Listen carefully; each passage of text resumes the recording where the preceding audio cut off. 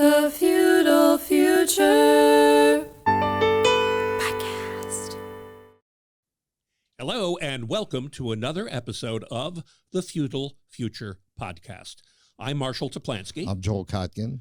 And today we are going to be dissecting the British elections that just happened. And to help us do that is Tom Slater, who is editor of Spiked. Tom, welcome. Thanks so much for having me.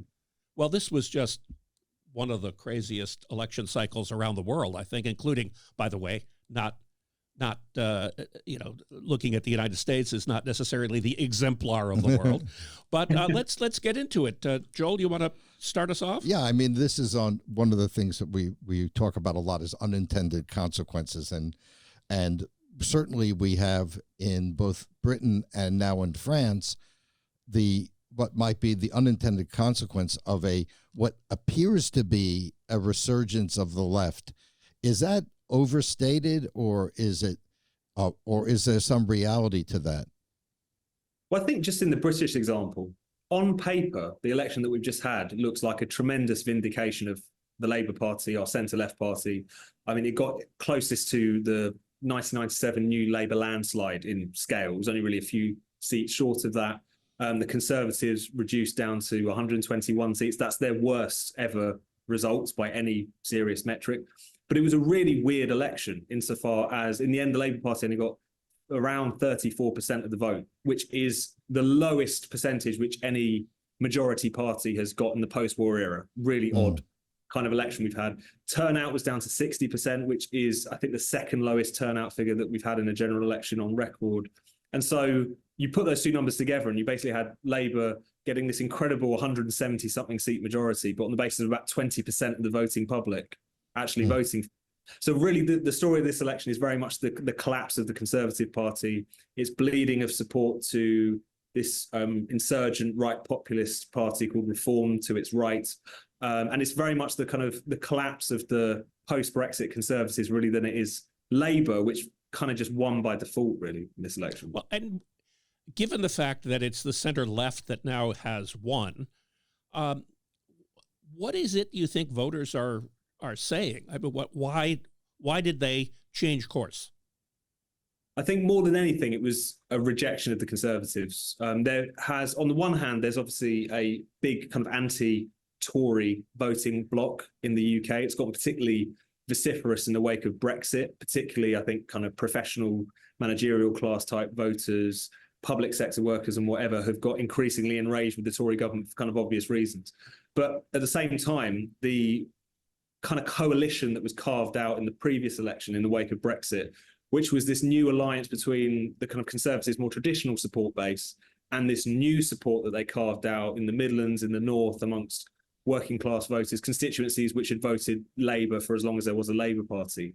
That coalition broke down. So you had large sections of the kind of northern working class vote go to this Reform Party. A lot of them also just go back to not voting, and some of them going back into the Labour column. But really, again, the story is of Tory collapse rather than the public deciding, you know what, we're desperate to return to sort of a technocratic Labour Party, as it were. How would you compare that to what happened in France? There was also a surprising left-wing victory. Is it as impressive as it appears? I mean, they are quite different circumstances. Of course, the elections we've just seen in France, the second round of their parliamentary elections, saw a more kind of radical left coalition led by Jean Mélenchon, who leads this France Unbowed party, where that's, again, got some of the kind of old socialist party in it, but also parties of the quite radical left and the Greens. So they topped the poll, didn't get anywhere near a majority. And then the most striking thing was the fact that the Le Pen-led National Rally bloc was actually pushed into third place, even though it came first in the first round. So this is obviously under the kind of context of something which happens in France from time to time, where you have a party of the radical right, often led by Le Pen, as it turns out, who almost breaks through. And then what you have is the centrists and the left-wingers unite in what is often referred to as a Republican front to keep out the right-wing party, essentially. That's what happened here once again. You saw loads of parties, either from Emmanuel Macron's centrist bloc or from the Mélenchon-led leftist bloc withdraw their candidates so as not to split the anti-Le Pen vote. What was different this time was that usually it would be the establishment centre who would be the bigger partner in that Republican front, whereas this time around it was the left who actually got more support. But again, it was a very strange election insofar as the fact that, yes, Le Pen's bloc came third, but also kind of topped the poll in terms of vote share and also just had their best results ever. So in classic kind of European establishment style, as soon as they have an election in which the populists are pushed back, they say, oh, we've dodged a bullet there. But this is not really what dodging a bullet looks like, I don't think. But I think because of the kind of particularities of French politics in this particular election, it's hard to draw too many comparison points from this and what's happened in the UK recently, I think. Yeah, but let's look at the possibly a similar touchstone, which is the how the Reform Party in the UK fared, Nigel Farage's party, and kind of the whole Brexit question of, does this mean that Brexit or rejoining the European Union is back on the table? I mean, I think the establishment certainly thinks it's back on the table, the sort of centre-left establishment, the cultural elites. It's worth saying that really the Labour Party recognised that they could not get anywhere near government again if they were just going to be we're going to take everyone back into the European Union, we're going to reopen the Brexit question. In this election, they explicitly ruled out joining the European single market or the customs union, the kind of two key institutions of the European Union. But at the same time, they're having to kind of give a lot of nods and winks to a lot of their support base in the metropolitan centres who are basically desperate for us to re-enter the European Union. So there's been kind of general talk of maybe we need to reopen the trade agreement. It's up for renegotiation anyway, sense that we need to basically bring the United Kingdom and its kind of regulatory framework closer to the European Union to ease trade barriers and so on. It's very euphemistic, but you can't help but feel, rather than it be a kind of big repudiation of Brexit, we're going back in or we're going to renegotiate drastically different terms. I think it's going to be a kind of salami slicing that we'll see under a Labour government and just getting closer and closer and aligning more with European Union rules and institutions without necessarily throwing ourselves back into them. But it's undoubted that Starmer in particular is going to come under tremendous pressure from a lot of his more vocal sort of cheerleaders in the media and in politics to be quite bold where that's concerned, because Brexit is still something that really enrages a certain section of our ruling class, even all these years later. Yeah, although I do hear you saying that his constituency amongst longtime Labourites in the North, as well as kind of a constant turmoil from Farage, probably will be something that puts a damper on serious discussion of that. Absolutely. I mean, if he's got any sense, it should.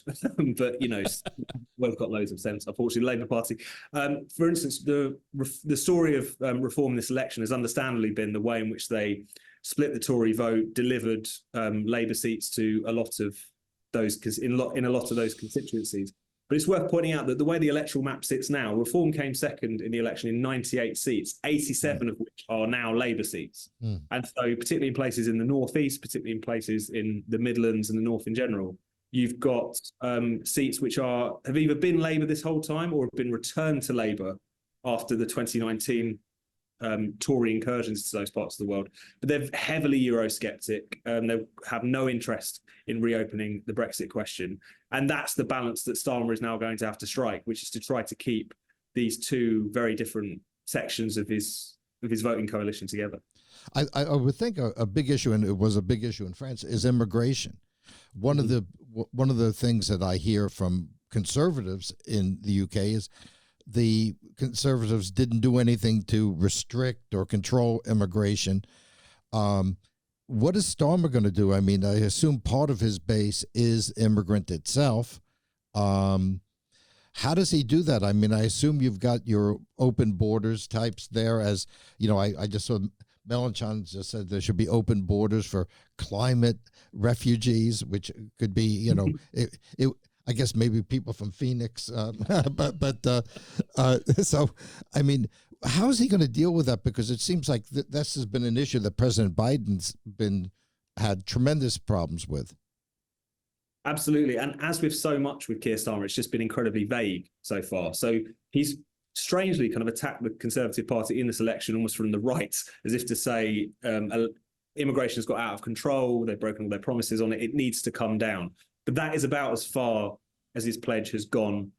He has claimed that he's going to get a handle on the illegal immigration side of things just by setting up a new sort of border command. But it's been very vague on the details, and I think a lot of people are quite are not particularly convinced that he's going to be able to get a grip on this. But I think in a way, because of the fact that the Tory party have failed so manifestly on the immigration question, it almost diffused it as a political issue between the two of them, as strange as that sounds. The scale of the deception that's happened from the Conservative Party, they were pledging in the 2010 election, in the 2015 election, in the 2017 election, that they would bring down immigration to the tens of thousands. It's now reached well in excess of 600,000. And it's one of those things which, because they've so failed to keep their promises, in a way, I think voters thought we might as well go for Labour, even though voters do want immigration to come down quite clearly.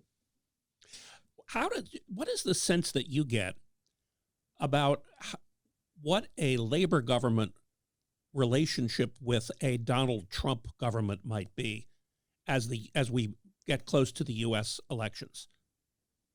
This is a fascinating question. It's one that the Labour Party have really been confronted with in the past few months, because they've been out of power for so long. When Trump was on the rise, and even when he was in office, a lot of their members, a lot of their prominent politicians still had the luxury of being able to sound off against him. There's one particular Labour politician, a gentleman called David Lammy, who at one point accused Donald Trump of being a neo-Nazi sympathizer. That man is now Foreign Secretary. So that's going to be a very interesting way of seeing how this is going to pan out. I mean, he has been kind of making entreaties to the Trump camp, trying to talk to them. I mean, Donald Trump, if nothing else, seems to have a tremendous capacity to forgive people who might have slagged him off in the past, but now kind of kissing his backside. He seems to get out of that. But it's going to be so long as they kiss the backside. Exactly. So how that's going to work out, the idea of a Keir Starmer, Donald Trump press conference at some point in the near future would be absolutely hilarious to watch. But there seems to be enough kind of willingness to be flexible on the Labour side to at least try to make it work, it seems. Well, and how does that play out, speaking of foreign policy and British foreign policy, how does that play out with support for Ukraine, support for Israel, whatever side this Gaza and soon to be Hezbollah war is going to be? What's that going to look like? So under Labour, on the Ukraine question, it's very much kind of business as usual, very much continuity with the kind of previous Conservative position we've seen in recent days. Starmer re-articulated support for that. Now, obviously, in the grand scheme of things, as we always know, the UK position, despite all this talk of the special relationship and so on, is basically subordinate to the US position. But nevertheless, that's something which is pretty much settled between the two main political parties. The Gaza question is a little bit more complicated. Essentially, the Labour position is that they've been calling for a ceasefire for some time now, which many of us know is kind of code for capitulation to Hamas, in response to the fact that they have historically had a very large Muslim vote. And that is really where they've been challenged in this election, where the Labour Party haven't lost many seats in this election. Where they have, it's been to pro-Gaza, often kind of Islamic sectarian independence in some of the inner cities. And so they're now having to walk this very difficult line of wanting to keep the Jewish community on side, who are obviously very burnt and upset by the Jeremy Corbyn era, but at the same time trying to hold on to their much more sizable Muslim vote, who are furious with them, or at least the more vocal sections of that vote are furious with them over the Gaza question. Well, is this also part of a thing, and I'd be happy to extend it to France, of kind of like what we thought of as and I think we've even written about a rejection of wokeism, all, the settler stuff, transgender, climate extremism, that we thought was sort of ebbing. Is this going to give new life to that? I mean, how does Starmer deal with transgender issues? How does he deal with, people who are spray painting Stonehenge?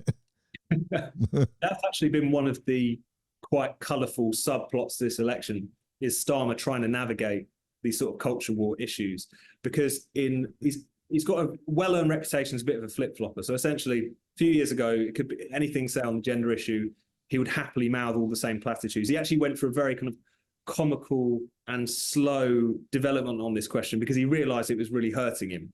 So there was just this series of radio interviews over the years where he would be asked to hold forth on whether or not a woman could have a penis. And he would struggle to answer this question. And he ended up coming up with this kind of middle of the road answer a while ago, which is that 99.9% of women don't have a penis. But as people pointed out, that would mean 1 in 1,000 women did. So he got tripped up once again. So he tried to go to this election essentially saying that he believed in biological sex. But even now, I mean, many of his leading ministers struggle to stick up for women's sex-based rights and women-only spaces and so on. So he's tried to look both ways on it while still pledging in his manifesto to liberalise the rules around that kind of thing. And it's similar with various other areas of the sort of cultural climate war. He went from praising Extinction Rebellion, these disruptive groups, to telling them that they should get up and go home and stop causing so much damage. At the end of the day, it's quite clear which side his bread is buttered then. If you look at what they're doing on policy, whether it's climate, gender, race, what have you, it's very much from the same kind of woke hymn sheet. It's just the fact that the presentation of it is a little bit more stiff and businesslike from this Labour government. Mm-hmm. I'd like to move a little bit into the economic side. Sure. But there's kind of a bridge here, which is, at least in the United States, immigration has been a major fueling factor for economic growth. People starting new businesses, coming from different countries. With the growth of immigration in Britain, is it viewed the same way? And how will the Labour government deal with economic growth policies?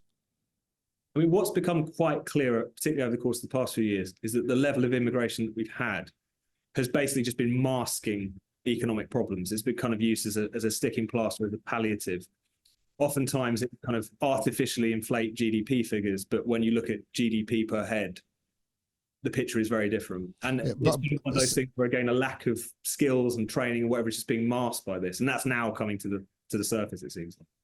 Yeah, same thing is taking place in Canada, where they've had a pretty miserable growth rate, but they've imported so many people that has played some role. But I think, is there any chance that the Labour government will start to say, yes, we need immigrants, but they have to be people who are going to, skills-based program of some kind. I mean, or we're not going to take 500 people from Gaza and expect them to behave according to British mores on politics. I mean, it seems, again, something where they've just tried to signal in one direction by saying immigration's too high, it must come down.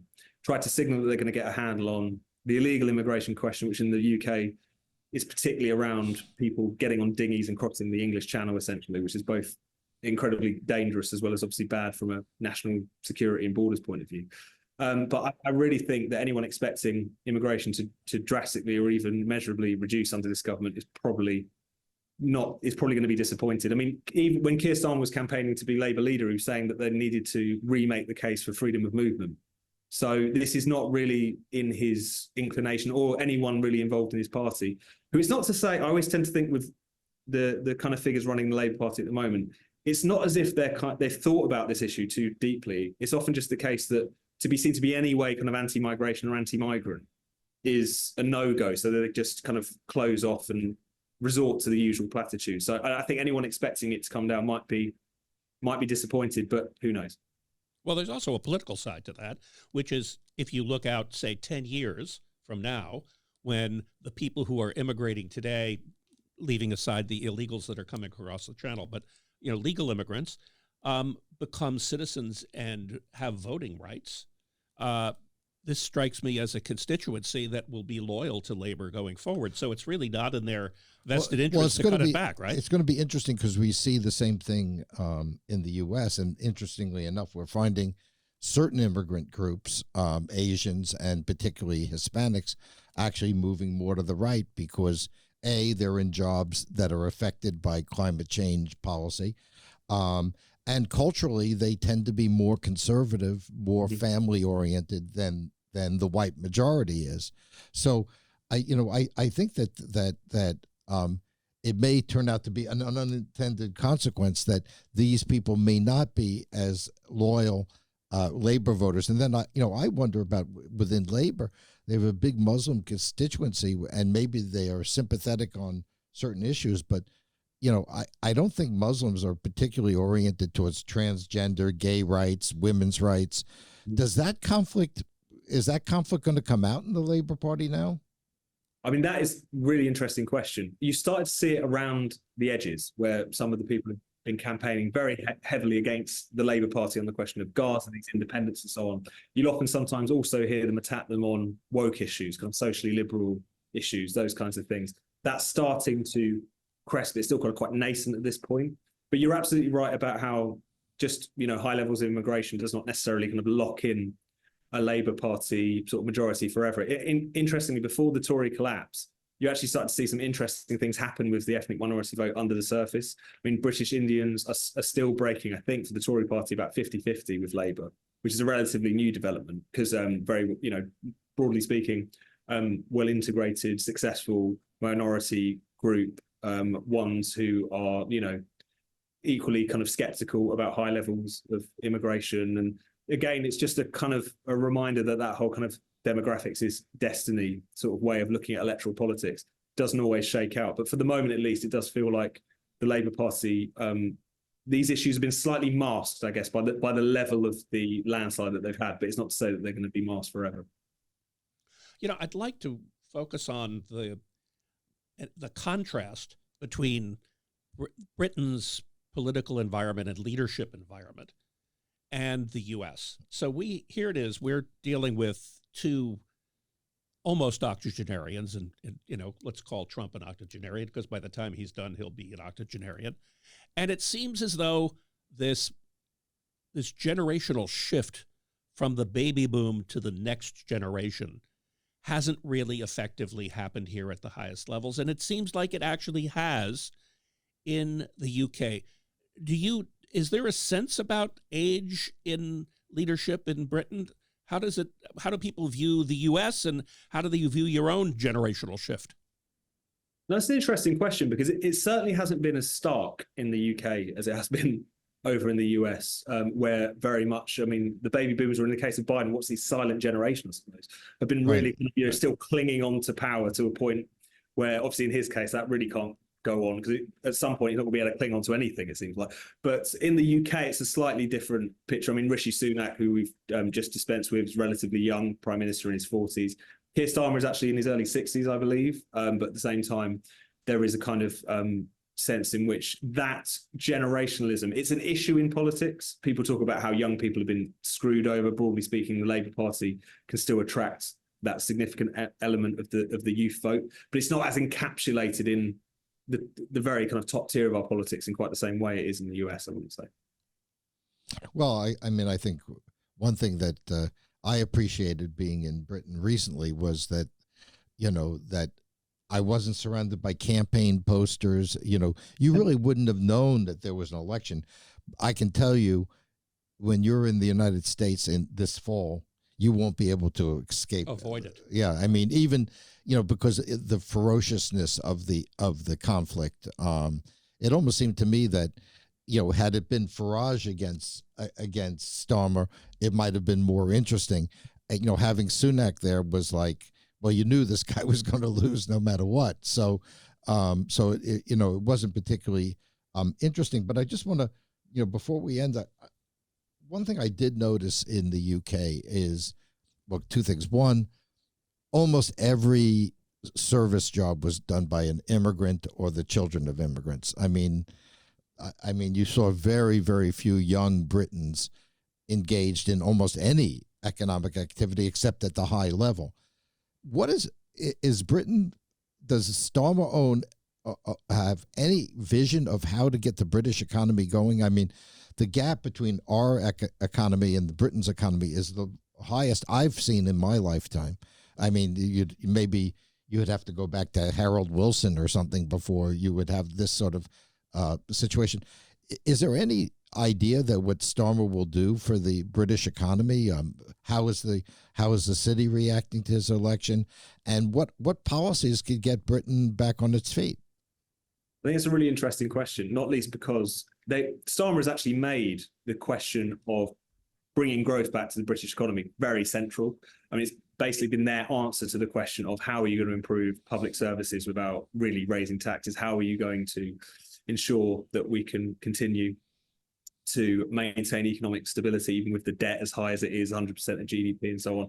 Their answer, their presentation of this was that we need to go for growth. Now, obviously, no one's against growth, that apart from some crazy Greens, of course, but that's something which, when you look at the way in which they intend to get it and what they want to funnel it into, it's quite clear that we're on a hiding to nothing, really. So today, our Chancellor, in effect, our kind of finance minister, gave a big speech in which she announced we're going to really rip up the planning laws. We're going to reform the planning laws, which have been a real, genuine kind of restriction on house building and economic activity more broadly.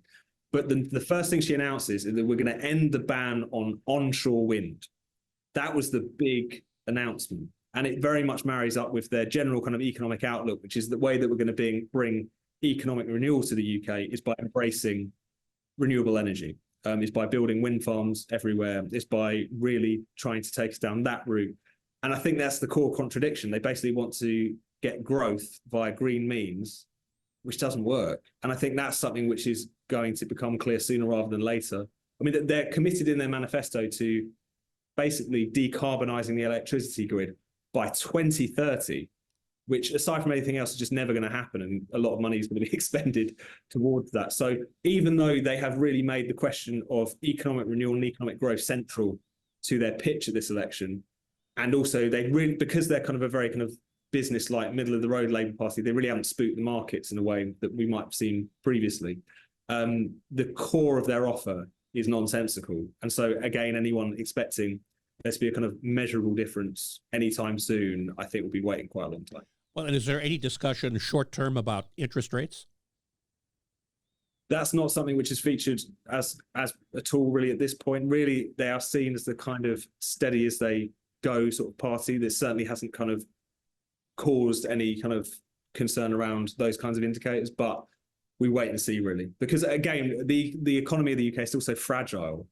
That's one thing that really hasn't been properly appreciated in a lot of the debate we've had so far, I don't think. So from a populist or popular perspective, people seem to be embracing predictability, steady as she goes, maybe a little boring, at the expense of fireworks. Does that seem to sum it up as far as the public sentiment? That's certainly what we've ended up with. But I would go back to my point really at the beginning, really, which is that this is a government which is boring, which is steady as she goes, which is very much kind of married to all of the failed elite orthodoxies of our time, whether that's on green issues or what have you. But this is a government that won by default. This is a government that won because the Conservative vote collapsed and because there's no real viable, more populist alternative to the Labour Party at this point. But really the story of the last few elections is that electoral politics in the UK is more volatile than basically it ever has been, certainly that it has been the post-war period. More people are switching parties than ever before. We're seeing governments rise and fall almost as quickly. So whilst for now we're kind of lumbered with a ruling party which doesn't really seem to have any of the answers, and if anything could make things worse, I don't think it will be long before we could see them being quite significantly humbled at another election. Yeah, so running away from, not running to something positive or distinct. Yeah, I mean, I think we have a similar situation here. Actually, I've thought about writing something to say that this would be a good election to lose, because what's going to be after 4 years of Kamala Harris or 4 years of Donald Trump, it'll be equally bad results. So, I mean, the problem is that Western countries in general, UK, France, US, and this may be a good thing to sort of conclude around, seem not to have a political program that addresses the issues that are driving our economies and societies. I mean, is that something you would sense in the UK too?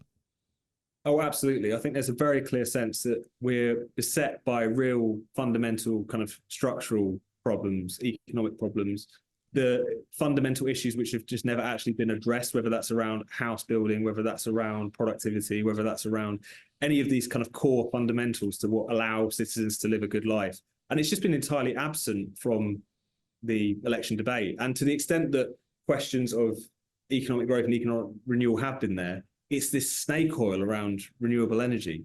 this bizarre idea that we can become a kind of wind superpower, the Saudi Arabia of wind, as Boris Johnson once tried to put it. Which well, and solve all our problems. It's obviously not going to. Well, and, in addition to the economic cost of doing that, one of the questions I think we're starting to deal with here is, would it make a difference even if you were successful at it? Right. What I was reading the other day is, look, at the end of the day, unless China and India stop coal and using coal for everything, the notion that we're going to be greatly improving our carbon footprint in the world is nonsensical.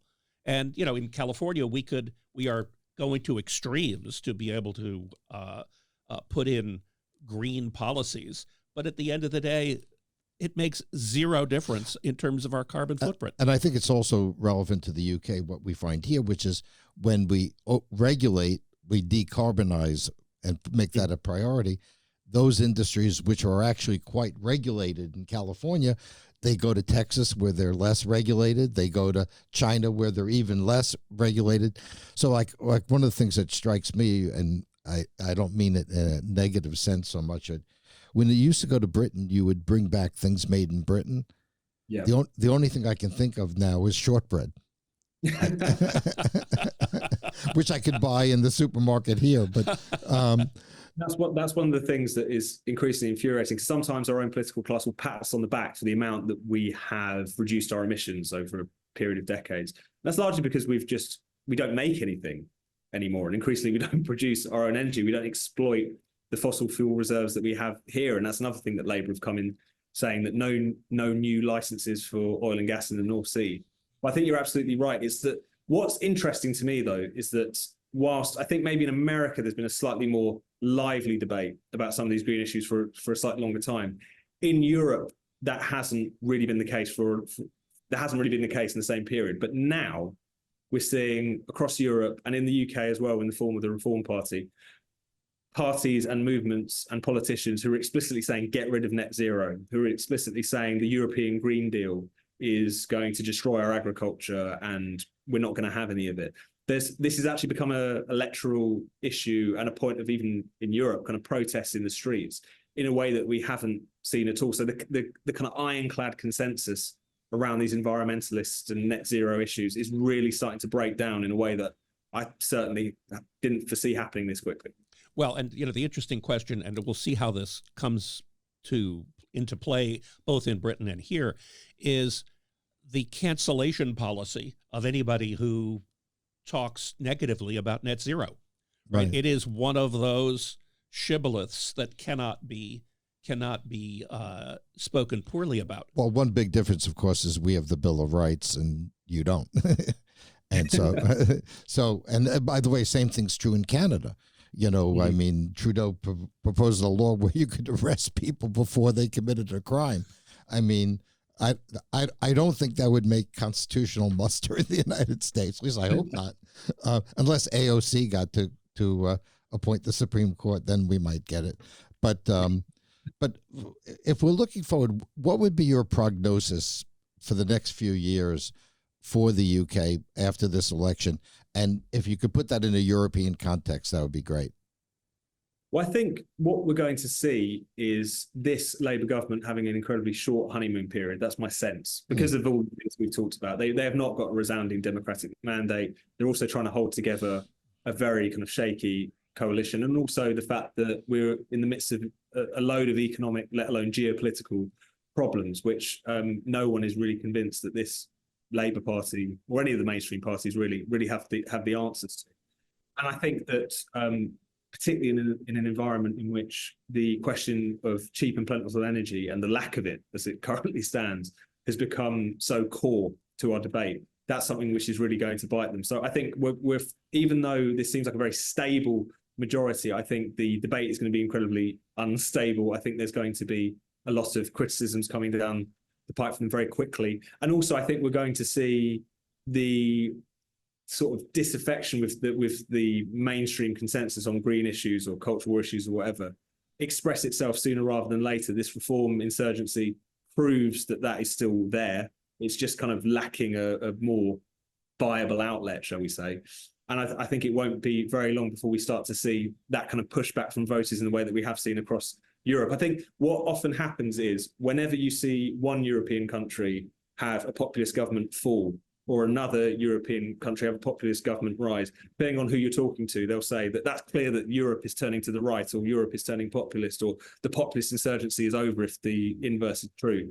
I think what's quite clearly happened is across Europe, we now kind of have the two poles of politics are now broadly populist and anti-populist, and just different countries are at a different point in that cycle. So even though it does feel like Britain has just unanimously voted in a centre-left government, that's really not the case under the surface, and I don't think it will be long until they find themselves being battered by some of these headwinds themselves. Well, that couldn't do better than that. Yeah, really. Tom, thank you so much for joining us and for your great analysis, and we look forward to seeing how all of this plays out. And hopefully you'll be able to come back and be a guest again on the Feudal Future podcast. Thank you. And don't forget to go to spike.com for your best analysis. Yeah, just a quick thing on that. For those of you who don't know Spiked, it is a wonderful media outlet that has stories that you will never see anywhere else, and provides a tremendous breadth of opinion on all sorts of topics. So kudos to you, Tom, and great job. Thanks so much. And thanks for having me today. I've enjoyed it. Great. And thank you all for joining us on the Feudal Future podcast. The Feudal Future.